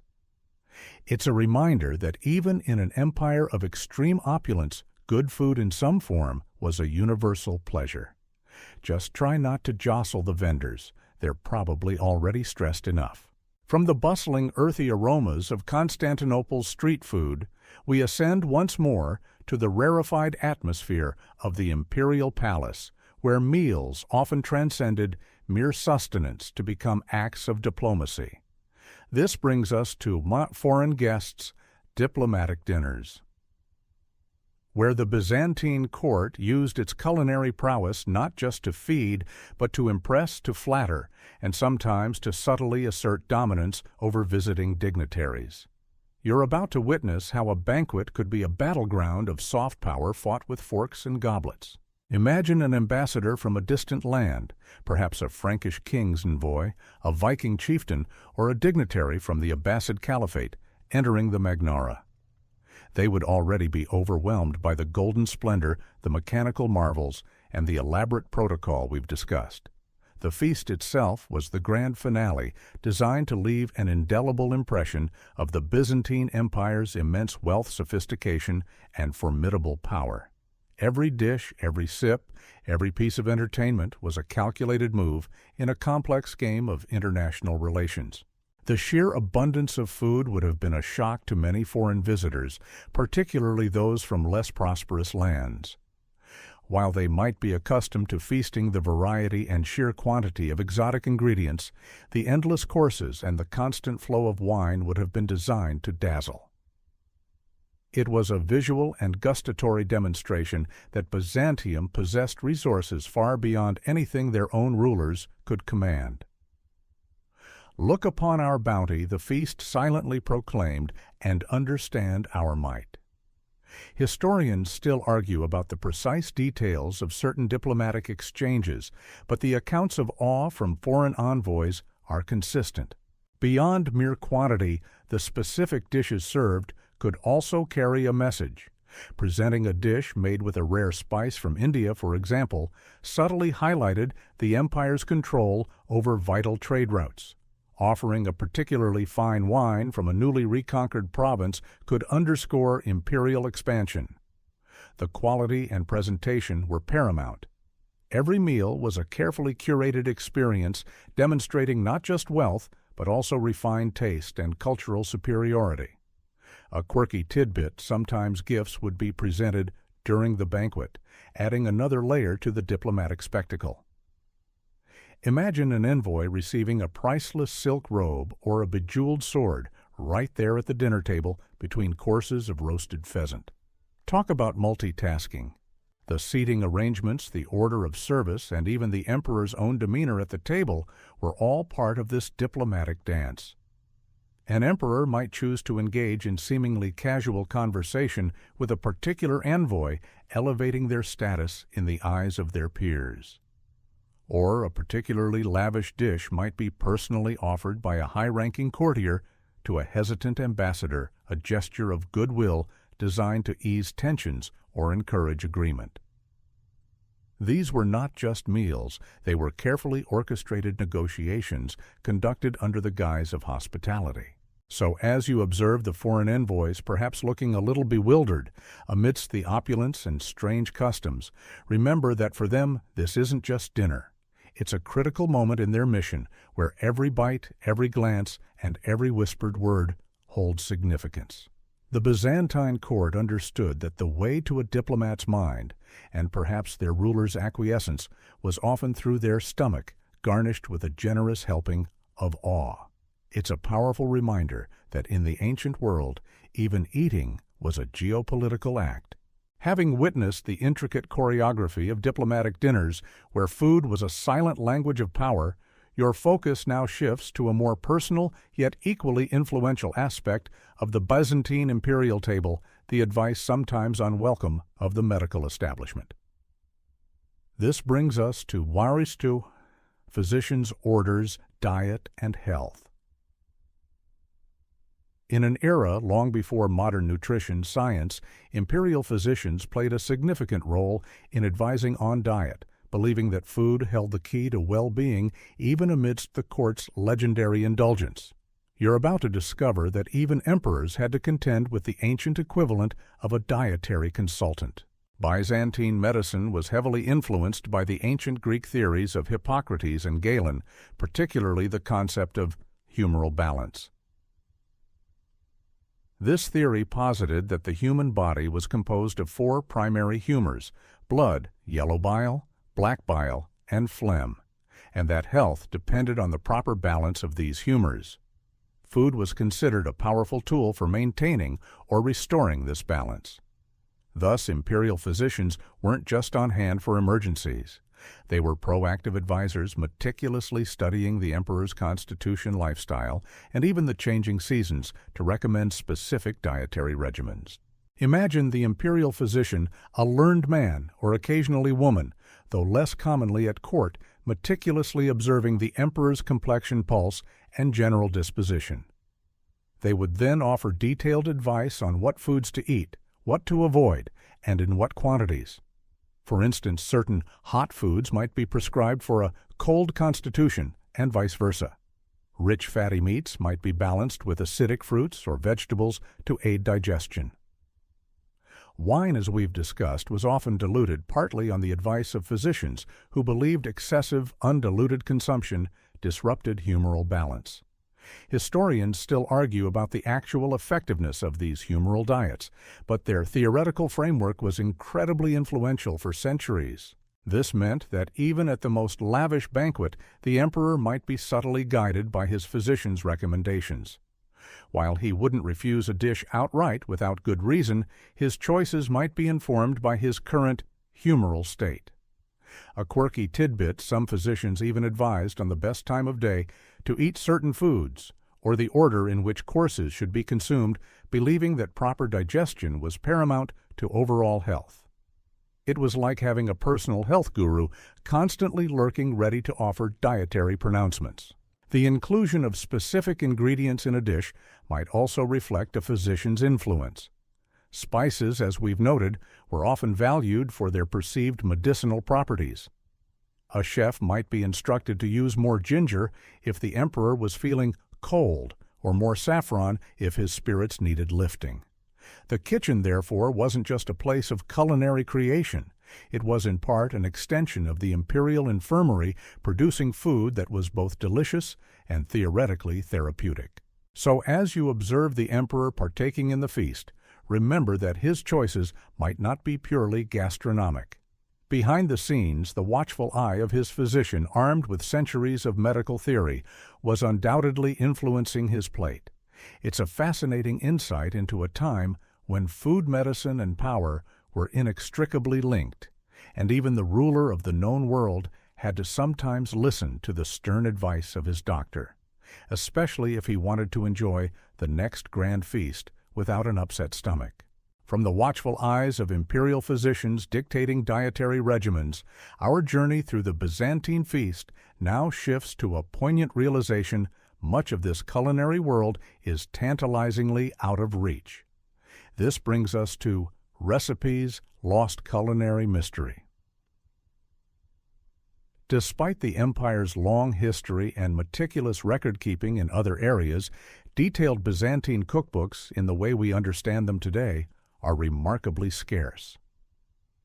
You're about to confront the frustrating challenge historians face in trying to truly taste the past. Imagine trying to recreate a dish from 1,000 years ago with only a few cryptic references. That's often the reality for Byzantine cuisine. Unlike ancient Rome, which left us with Apicius's De Re Coquinaria, or later medieval Europe with its more numerous recipe collections, the Byzantine Empire produced very few dedicated culinary texts that offer comprehensive instructions. What we have are tantalizing fragments, mentions in historical chronicles, descriptions by foreign travelers, medical treatises, discussing ingredients and their properties, or very brief, almost poetic allusions in literary works. These are clues, not step-by-step guides. This scarcity creates a profound culinary mystery. We know what ingredients were available thanks to trade records and archaeological finds. We know how some foods were prepared in general terms, roasting, boiling, baking. But the specific proportions, the nuanced techniques, the precise layering of flavors that made a dish truly Byzantine. Much of that knowledge has simply vanished into the mists of time. Historians still argue about the precise flavors and textures of many Byzantine dishes, leading to educated guesswork and lively debates. A quirky tidbit, some of the closest things we have to recipes are often embedded within medical texts, where specific preparations of food are recommended for health. For example, a doctor might describe how to prepare a certain gruel or a chicken broth, noting its benefits. While these aren't haute cuisine, they offer valuable insights into ingredient combinations and preparation methods, hinting at the underlying culinary principles. It's like trying to learn gourmet cooking from a homeopathic pharmacy manual. The reasons for this scarcity are complex. Perhaps culinary knowledge was primarily an oral tradition passed down from master chef to apprentice rather than written down. Perhaps cookbooks, if they existed, were considered ephemeral, less important than theological treatises or historical chronicles, and thus were not meticulously copied and preserved through the centuries. Or perhaps the ravages of time fires and sackings, like the infamous Fourth Crusade, simply destroyed what once existed. Whatever the reason, it leaves modern enthusiasts with a delicious void to fill with informed speculation. So as you ponder the strange and wonderful dishes you've encountered, remember that much of their exact taste profile remains elusive. We can infer, we can guess, and we can make educated attempts at recreation. But the true, authentic flavor of a Byzantine imperial feast is a secret held by history itself. It's a bittersweet thought to be so close to such opulence, yet forever separated from its precise taste. It reminds you that even the most well-documented empires can hold on to their delicious secrets. As we lament the lost recipes that leave so much of the Byzantine feast to our imagination, it's also important to acknowledge that even within the empire's 1,000-year span, nothing remained static. The grandeur and extravagance of the imperial table, while legendary, did not always remain at its zenith.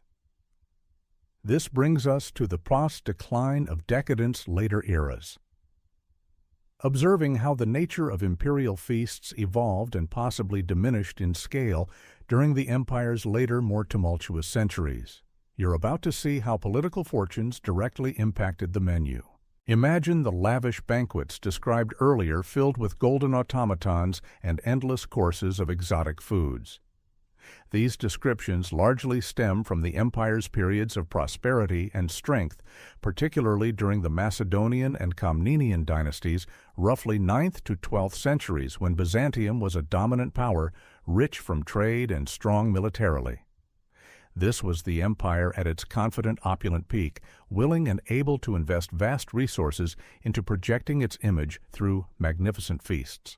However, as the centuries wore on, particularly after the devastating impact of the Fourth Crusade in 1204, when Constantinople was sacked by Western Crusaders, a truly bewildering turn of events, and the subsequent fragmentation of the empire, the resources available for such extravagant displays diminished significantly.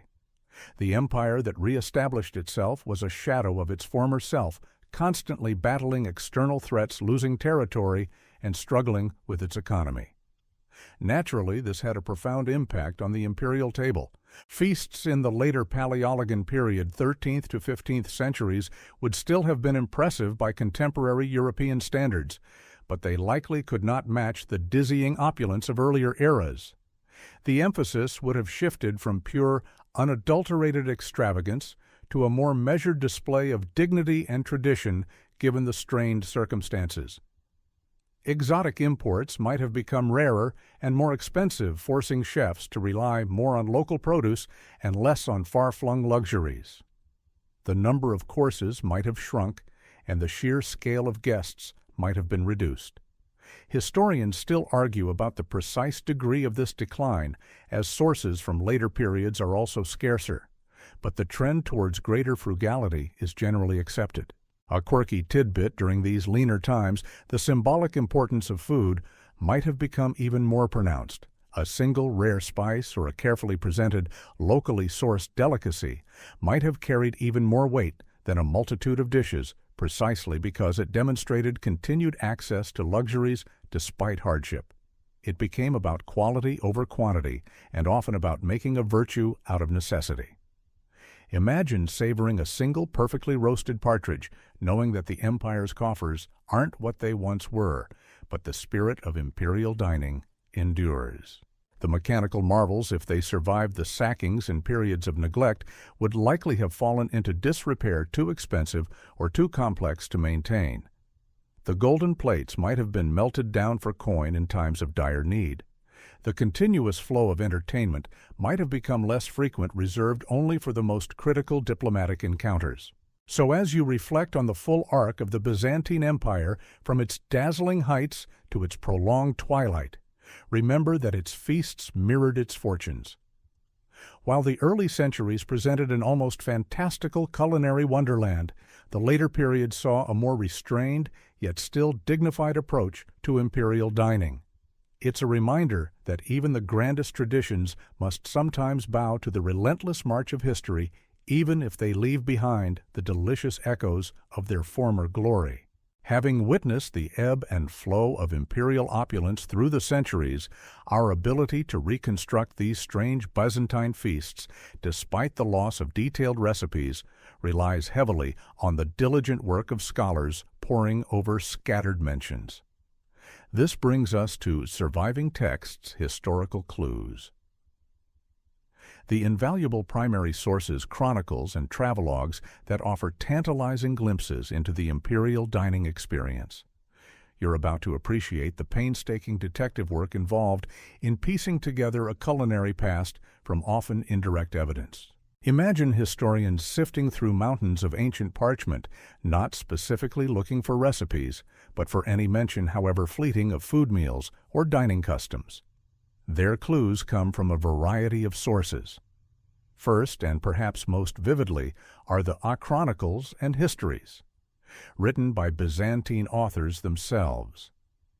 Men like Procopius, Michael Psellos, Anna Komnene, and John Kinemos, in their grand narratives of emperors' wars and political intrigue, often included descriptions of imperial ceremonies, including banquets. These accounts, while not culinary guides, provide crucial details about the setting, the participants, and sometimes even the specific dishes or the general atmosphere of the feasts. They give us a sense of the event of dining. Then there are the foreign travelogues and diplomatic reports. Visitors from other lands, Frankish envoys, Arab chroniclers, or Russ's dignitaries would often be deeply impressed or occasionally repulsed by the lavishness of the Byzantine court. Their written accounts intended for their own rulers or for a wider audience back home often contain detailed descriptions of the food, the serving rituals, and the mechanical marvels.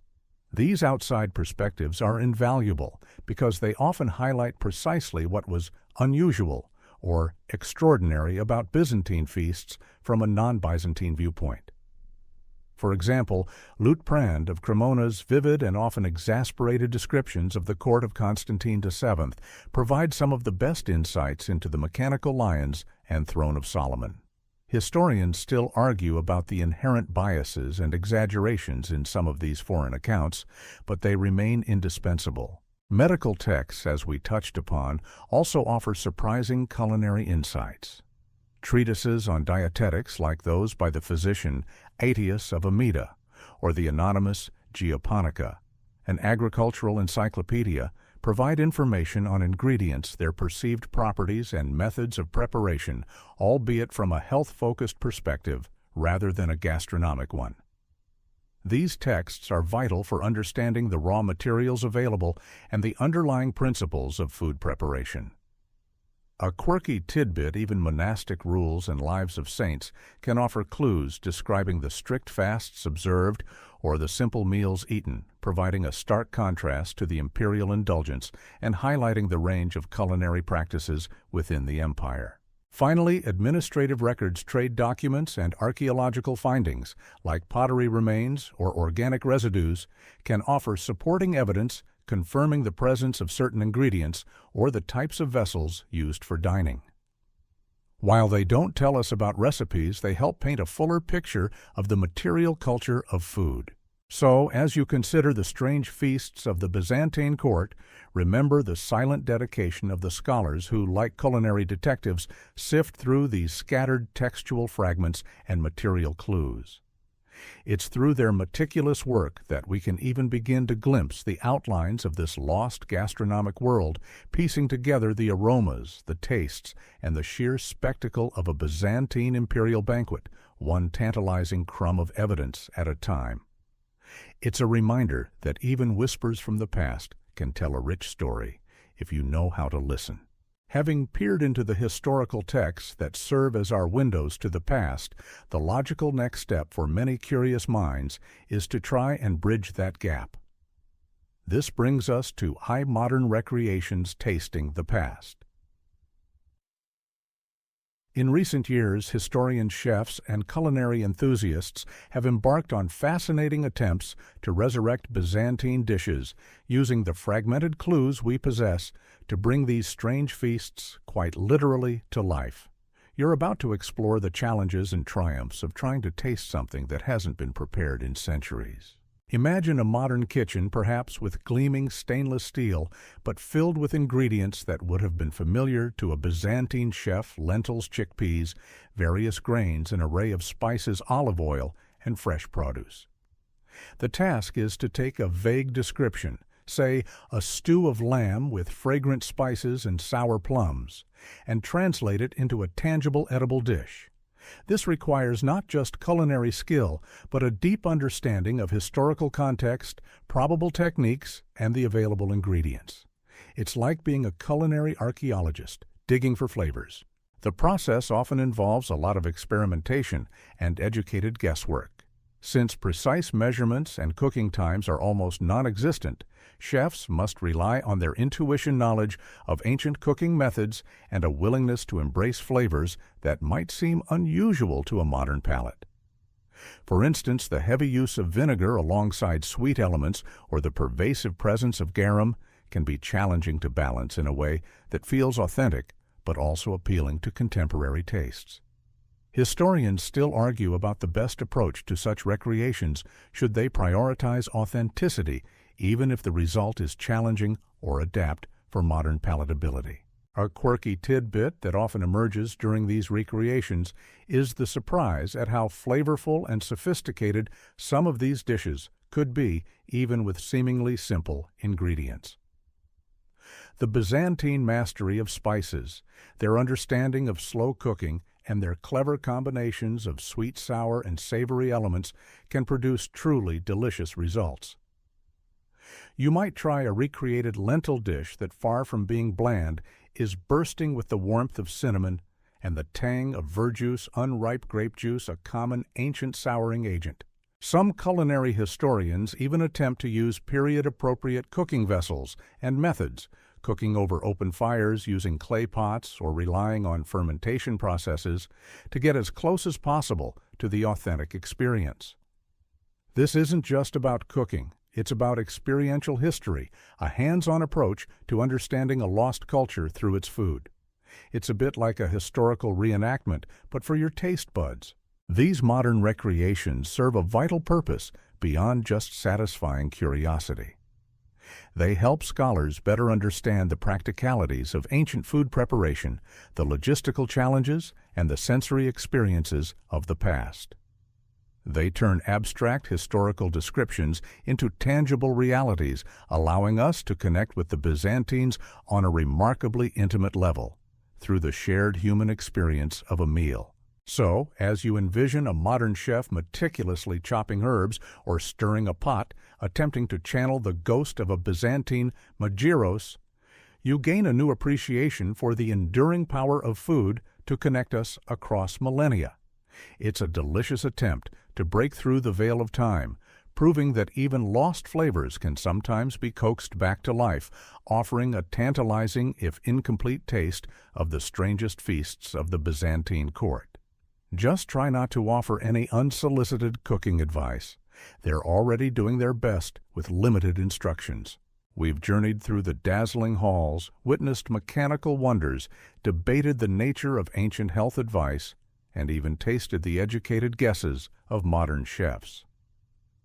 Our exploration of the strange feasts of the Byzantine court culminates now in a reflection on their enduring impact, a look at the paean, legacy of luxury, enduring influence. For all their quirks and centuries-old customs, the culinary and ceremonial traditions of Byzantium left an indelible mark, subtly influencing later European courts and shaping our very understanding of imperial grandeur. You're about to see how the echoes of these strange feasts resonated far beyond Constantinople's walls. Imagine the impression a visiting Western European dignitary would have taken home after experiencing a banquet in the Magnora.